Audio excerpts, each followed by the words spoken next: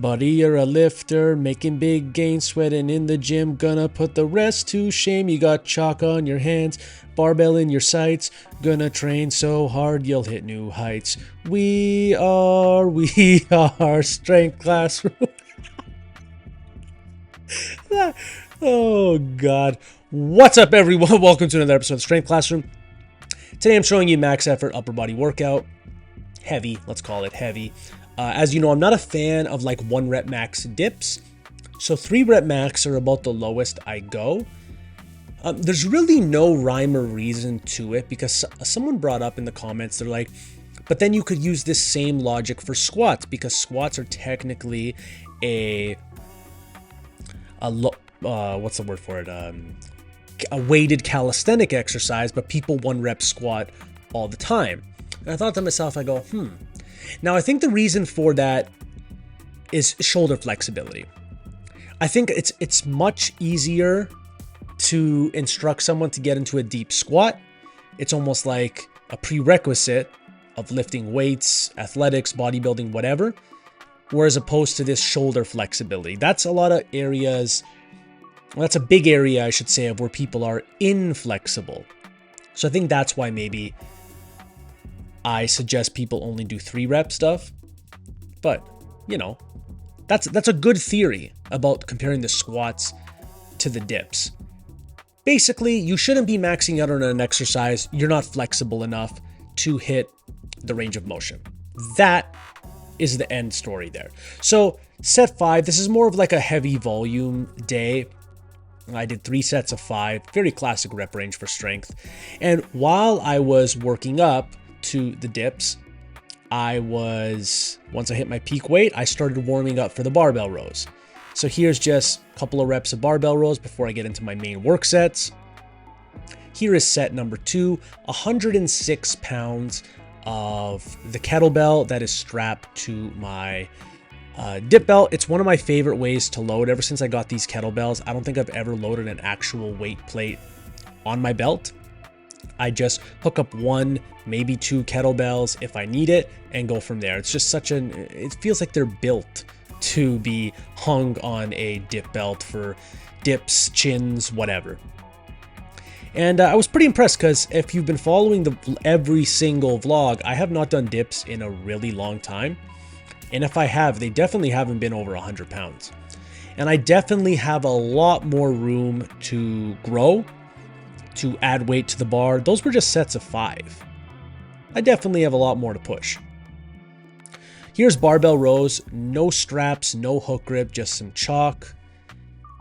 I was pretty impressed. I have been training my grip quite a bit. And it's allowed me to push my back strength without using straps. I'm still going to use straps on some exercises because I don't want it to limit me. But doing 275 for 2 sets of 10 with barbell rows, no belt, no nothing, just kind of did it in between dips and grip it and rip it. I was really impressed with how that came out. As you can see, that's my range of motion on dips. My upper arm is basically just parallel to the floor. I don't need it to be obnoxiously low, but I also don't want it to be shallow as well. So here's the second set of rows. You can see I'm like rounding at the bottom and then arching my back as I row up. I find a lot of people will be like, oh, that's cheating, that's cheating, that's cheating. But it's really not.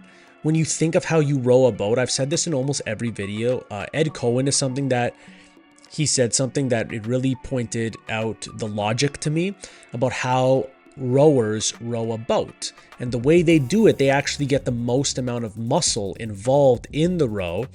And that is how you should be performing your rows in the gym. You don't want your torso to be super rigid. You just end up bringing in a bunch of biceps and brachialis and forearms, and that is the way you should row. You know what? I gotta write this shit down. I'm making a video on that. Then, gonna do some more overhead pressing lately. It's either gonna be a kettlebell Z press, chaos bar press, but I'm gonna be doing them heavy. I'm gonna start pushing the weight on them. I'm not doing them super high reps like I've been doing them lately. We're gonna push them. Now, the kettlebell Z press to me I don't want to say it's better than the barbell Z press, but there's something about it that I like a lot over the barbell Z press. Maybe the fact that it's unilateral, the fact that it hits the obliques a bit more, but I really like this exercise. So what I started off doing, I did sets of 10, like one set of 10, just to give myself a baseline, right? And then I did about 60% of those reps with the same weight, and I did 4 sets total. But the rest was on the quicker side. So yes, it's 4 sets of 6, and someone might typically think that's strength work where you rest 3 to 4 minutes in between, but I'm just lowering the reps because I know the rest is going to be low. And that's why. So this is how much I rest between arms, and then I pretty much do that between each arm. So a big mistake I find people make is they think when you're doing unilateral work, you go right arm or right leg, whatever, one side, and then go immediately into your other side. I don't do that. I treat each arm like it, or leg, like it's its own set. And then I got distracted by some bug crawling on the floor. I was like, should I kill it? Should I not? I was thinking to myself. But that just distracted me now. No, but I treat each arm or leg like it's each individual set, and I rest in between. So it's not like I bump both arms and then rest. I'll cut that rest in half. Let's say it was supposed to be 2 minutes. Then I'll cut it in half and just do 1 minute in between each arm or each leg. It's a better way to go about it. I'm going to be doing a lot of videos on unilateral work and how to program them better so you can make more gains that way and actually correct your left to right weakness.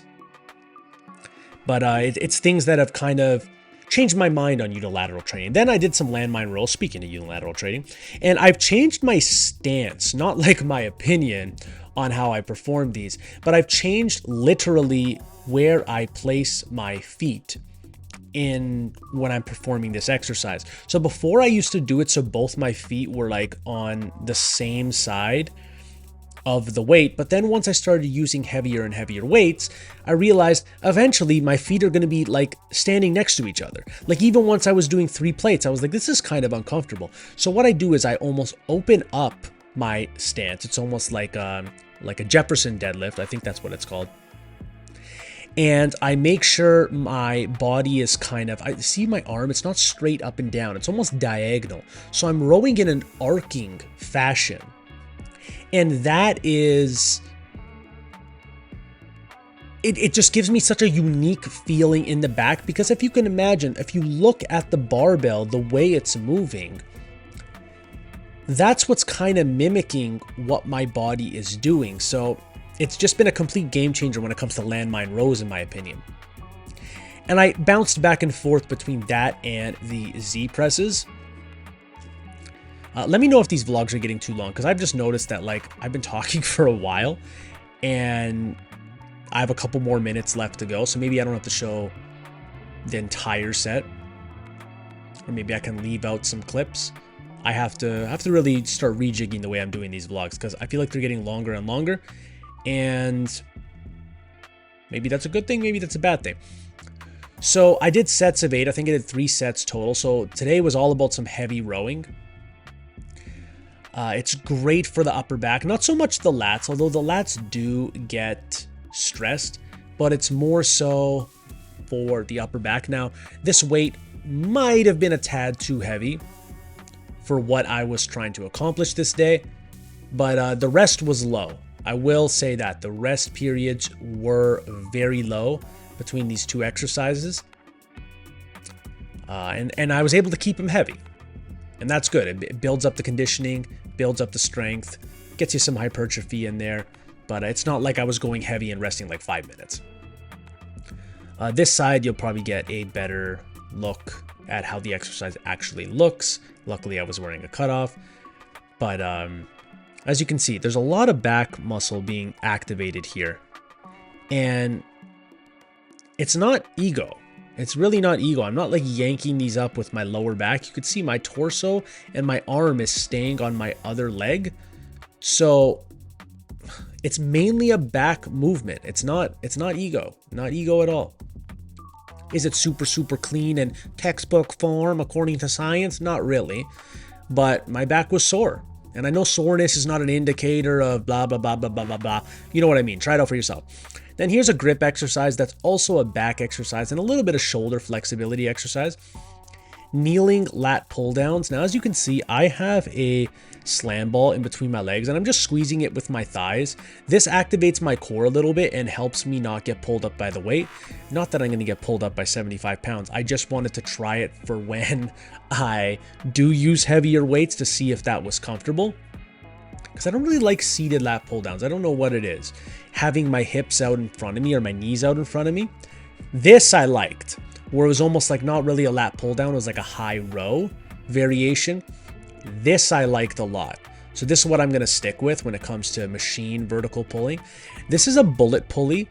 It's a company that I just found, and it's a pretty high quality pulley, and they have this mechanism where you can attach it to the rack and you can put it anywhere you want. So I'm tinkering around with that and trying to get out a few videos for them because I think it's going to be really good for home gym users and lifters and people that don't really have access to like a cable tower. Then 3 sets of 25 band push downs, very low rest in between, probably a minute 45 seconds. As you can see, as I get tired, I tend to keep my hands closer together like this. This is just how I pump out reps once I get fatigued, and you still want to get a pump in the tricep. And then just did some arms. 1 set of 100 with the black band. And I just did it straight, not 100 total reps. I just did it straight. I never let go of the band. But that's all for this workout, ladies and gentlemen. If you like this video, like, share, subscribe to all the good stuff. Drop a comment for me if you have a question. And as always, have yourself a great day.